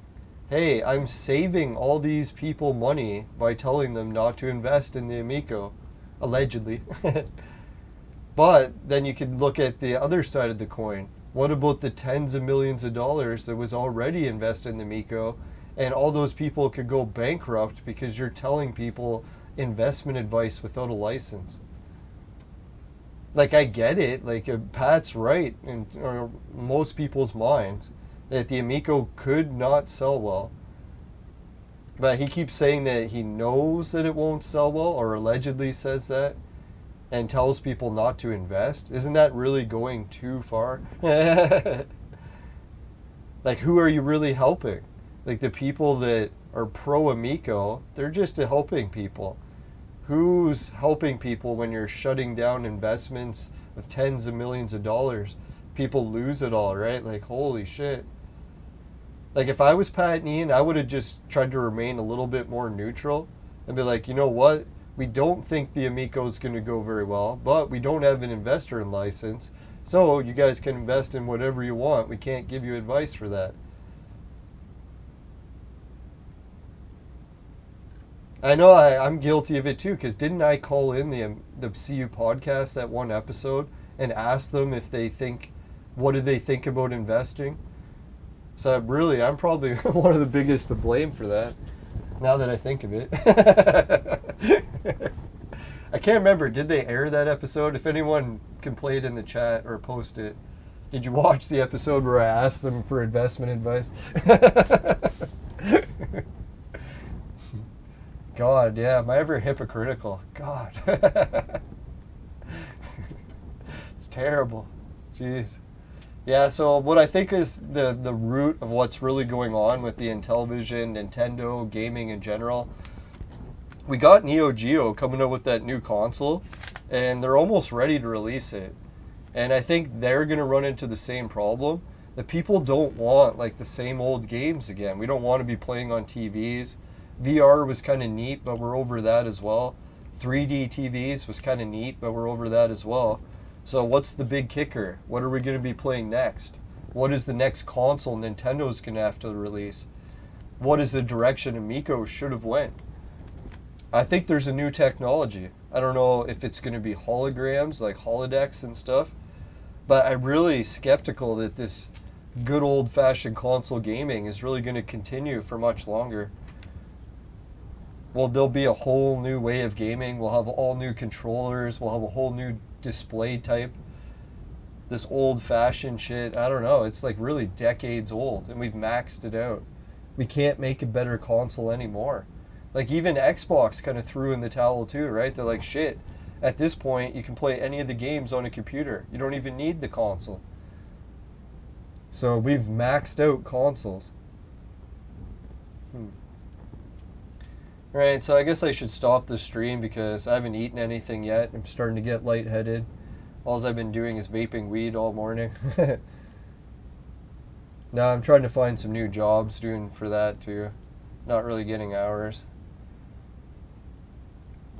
Yeah, so that was the Amico news. Hope everyone liked the controller comparison. If anyone's got their own ideas of which controller they like best, there's people that have actually held the Amico controller. So maybe they could tune in and be like, you know what, I held the Amico controller and I liked it better than all three of the ones I talked about. There's also the Sears controller, so if anyone got the high-end Sears controller and you got to hold that, maybe that one. Give a review of it as well. I'll try to get my hands on a Sears controller, but they're pretty hard to come by. Yeah, that's what I noticed. A lot of the people that trash the Amico, like Ludo brings up a good point, is they seem to have pre-existing beefs. Like, what is it, Pat and Ian? I think they talked about how they knew Tommy from before and didn't really like him right off the bat. And then, yeah, Tony, I don't know what his beef is with Tommy. The only thing I could always guess is Tommy stepped on the feet of a lot of game developer people. Like, anyone who used to make video games back in the 90s, they probably got their games shit on by Tommy a lot, right? There's probably people that got fired because of Tommy's reviews. Because, you know, Tommy, like, he didn't hold back. He was the Darius of his time. He would just rip people and be like, you know what? This game's a piece of shit. Whoever was working on it, they're making garbage games. Not to put words in his mouth, but he had some pretty harsh reviews, right? If anyone's heard the chicken shit or chicken shoot review, I think that was a pretty good one. So if I had to guess, maybe Tony and Tommy have some sort of beef from back in those days. I don't know, it could be. Or it could be the jealousy thing too. I know, like, not to say I'm jealous of Tommy, I'm more envious of him because I would never reach the point of actual jealousy. No, because Tommy really was the king of video games in Canada for like a decade. Maybe even longer. I don't know. How long was he on Electric Playground? If anyone knows. Yeah, and he was the king of video game music for quite a while with that symphony show. So, I don't know. Some people make fun of like liking Tommy, but he is one of my favorite celebrities. I can't think of any celebrity that's done anything more than Tommy that I like better. Other than maybe Johnny Depp. He did some good acting in movies. I'm not a big fan of the Pirates movie, but I like Fear and Loathing.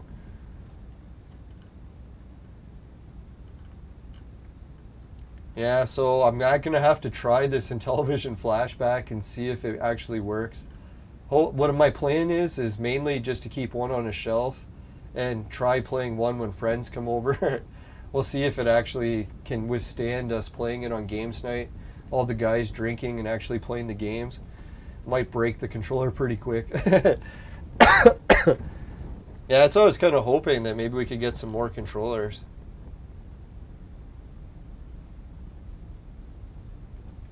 Oh, Tommy called Tony a fake reporter. Yeah, that's what I was thinking. I shouldn't pick on Tony so much, but when they got into that fight, I was kind of predetermined to like Tommy's argument better just because he's one of my favorite celebrities. I'll admit it. I'm very biased when it comes to that. Well, I'm willing to give Tony a chance because, yeah, he does bring up some good points. There is a lot of stuff that makes you wonder what the hell's going on at Amico. Or with Amico. Oh yeah, and to finish on a positive note, I was thinking, wouldn't it be neat if Intellivision did get some sort of big investor money and the project isn't doomed? Because I know a lot of YouTubers that used to make Intellivision content all the time, their ratings have been like tanking, their YouTube videos are like tanking, because yeah, Intellivision was a hot topic. So it would be kind of sweet for like the entire gaming community in general if the Amico actually came out. I know at this point, even coming out seems like a miracle. So I'm cheering for the underdog in usually every situation. So Amico is definitely the underdog, and I think it's possible that they got an investor. Like, you think Tommy, man, sure, a lot of people hate him in the public persona, but in actual real life, I think Tommy still has some like really, really wealthy friends and family that could help him. Oh, and I got some bad news. I don't know if anyone heard the bad news. I follow Tommy's family's other projects like Steven Tyler and Aerosmith. And sadly, Steven Tyler, I don't know if it's related, probably. He said he had some surgery issues, and the family crisis, I'm sure, probably contributed to it, not to put words in anyone's mouth. But yeah, Steven Tyler sadly is back in rehab. So apparently he put himself back in rehab willingly. So it wasn't like family had to intervene or anything. But yeah, so shout out to Steven Tyler and Tommy's family. And I know they're going through a lot of issues lately. So on the bigger perspective here, it's like, really, does the Intellivision really matter in life? But yeah. So yeah, who knows what other investors, like Tommy's probably still got a lot of friends and family with huge cash, not to mention those guys in like Dubai and stuff. So if he gets some sort of oil investment money into this project, I would not be surprised. I know people talked about it, and Intellivision has all these horrible debts that they can never pay off, but I bet you Tommy is one of those guys where he could go $50 million in debt and then make $100 million the next year. So yeah, sure, a lot of these debts sound terrible, but I don't think it's without range. Like, a lot of companies incur debt when they start, right? I don't know. And hopefully there's some changes. Like, I even heard that if a new investor comes in, we'll see some changes. So yeah, if we get some changes to the Amico, maybe I won't hate it as much. I still would like to see a good Intellivision console, so who knows? Like, I am a pretty hardcore collector of Intellivision now. I got the 2, the original, the flashback, the Intellivision voice. I haven't tried the Intellivision voice yet, so we'll probably do a video of that soon.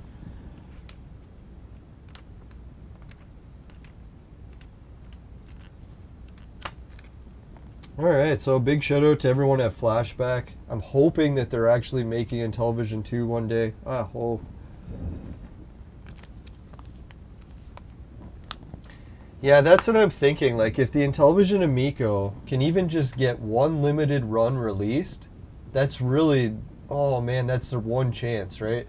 Because all of it'll take is a few YouTubers to actually like a game or two. Oh yeah, that was the other debate I was having. I'm glad someone brought it up. There's a game that I have on my shelf. Let's look at it here. Yeah, so on the shelf over here, the Intellivision games that came out, there's one that's called Brain Duel. Brain Duel. So a lot of people are like, oh, Leland, Brain Duel, you can already get it for other consoles and no one cares about it. So why would they like it? That's what I was thinking, is in television, people underestimate sometimes a game will come out on one console and suck, and all of a sudden it comes out on another console and it does better. And for example, is almost every Wii U game. They started to take Wii U games and port them to the Switch. All of a sudden they're best sellers. And they couldn't sell shit on the Wii U, right? Same fucking game. Like that Zelda game. It was a Wii U game. Couldn't sell it. Or maybe it did sell and it was the only Wii U game that did, but anyways. Well, that's what I was thinking. A Brain Duel comes out, and all of a sudden it does better on the Amico than it did on whatever console it was before. Cell phone or PC, whatever it was. Because sometimes the controller, like who knows, maybe the way the Amico controller is designed, Brain Duel will all of a sudden be the next Candy Crush. That'd be fucked, eh? And it could happen. I know people are like, oh, Amico sucks, Amico sucks. I'm even one of them. But I'm willing to admit, they could have the next Candy Crush. No one knows, right? That's why I wouldn't be telling people not to invest, because you don't know, right? Like, it could be the next Candy Crush. Any console could be. Candy Crush wasn't even a hard game to make. Didn't have the greatest graphics. Best fucking seller ever.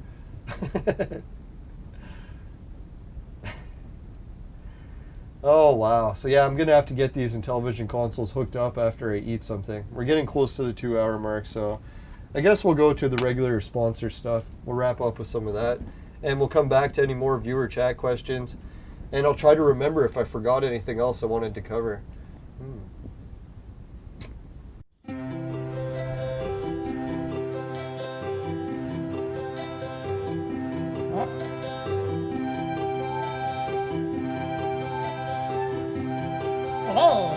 Today's Intellivision content was brought to you by Rack. It'll fuck you up.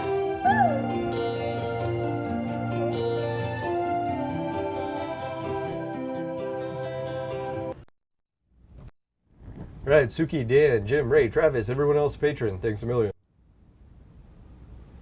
See, I try not to shit on people that use Patreon because I use it. No, not just because of that. No, people do what they gotta do, man. It's a dog-eat-dog world, right? Society 6, finish it quick.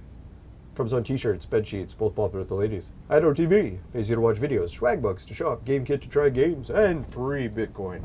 It's a wallet system for crypto. Just make sure you follow your regional laws, including the virtual maid sex machine. It's for adults and men only. Ladies need a sex machine. They know who to call. Just kidding. $10 off on 150 or more with the coupon code LYNBS. That's LYNBSN. It sounds fake, but it actually is real. Maybe the same is true with the Amico. No, I do get a kickback from these offers, and some of them are great for referrals if you want to try them too, so highly recommend them. All right, let's go back to... Did we have anything else? Yes, we did.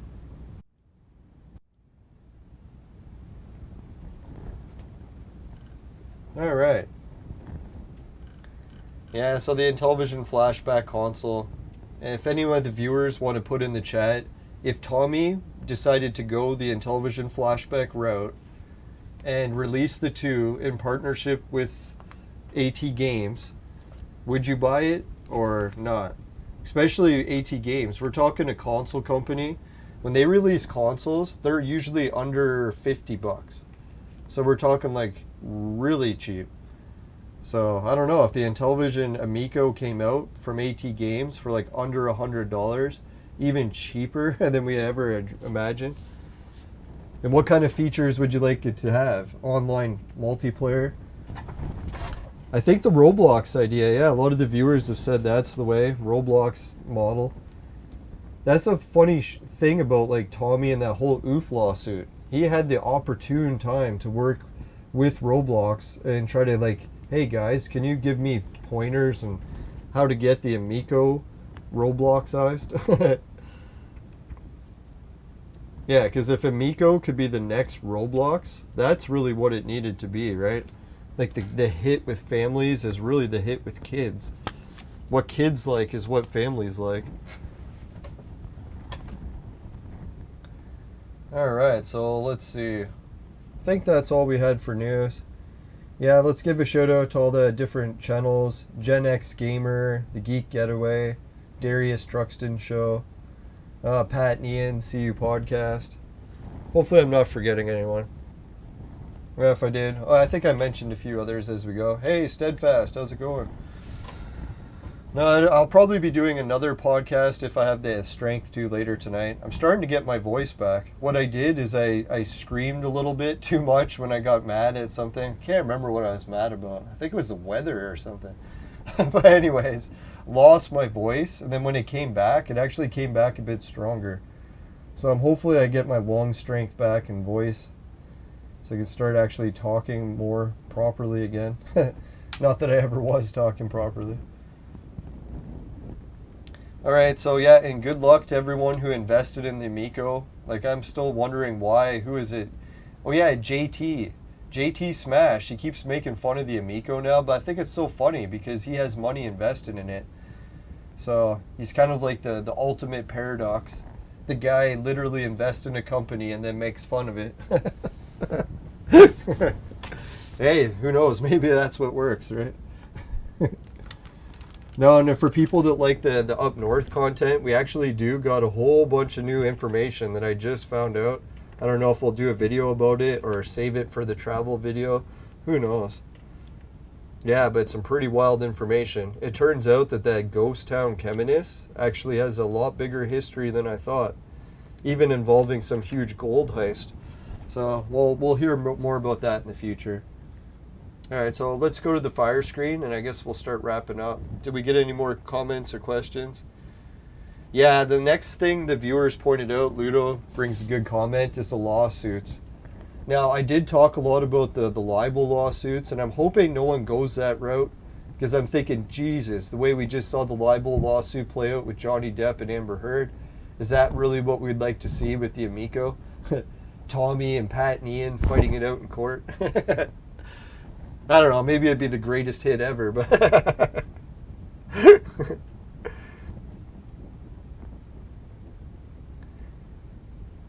Yeah, that cornhole stuff, that was the weird thing, eh? Like, I don't know whatever happened with that. Because we did get some information that the cornhole game had problems, and then they came back and said that no, there wasn't any problems. But I really don't see the game being as good as it used to be. Who knows? I've started to play motion controllers again because my new TV actually has it built in. It doesn't even need a Wii U bar. It does the motion control without it. So I'm like, wow, that's pretty impressive. If my TV remote could do it, why couldn't the Amico? But then again, my TV is made by LG, so they probably make some pretty good quality products.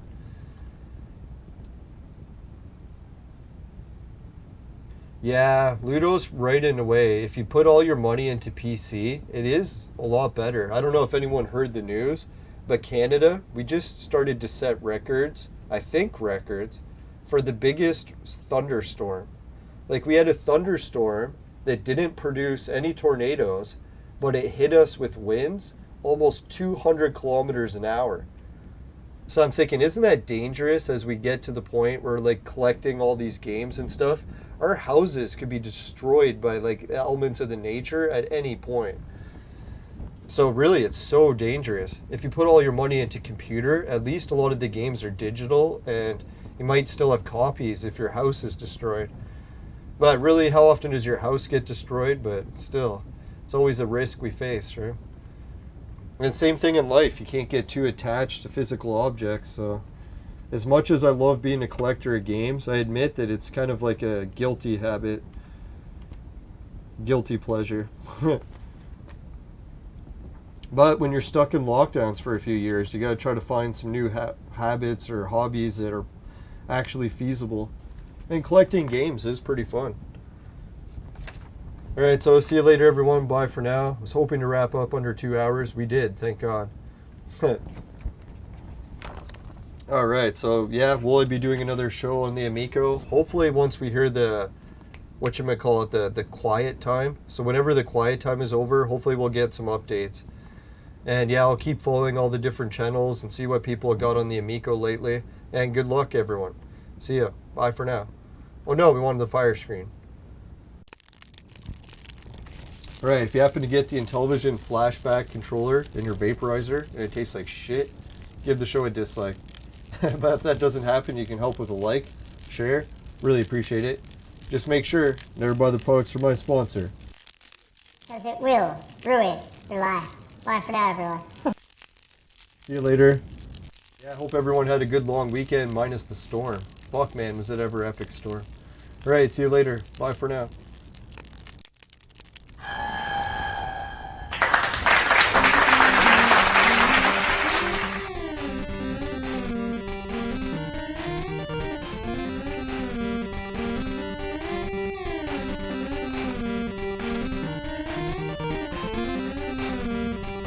Yeah, thanks a million. Appreciate that. Later.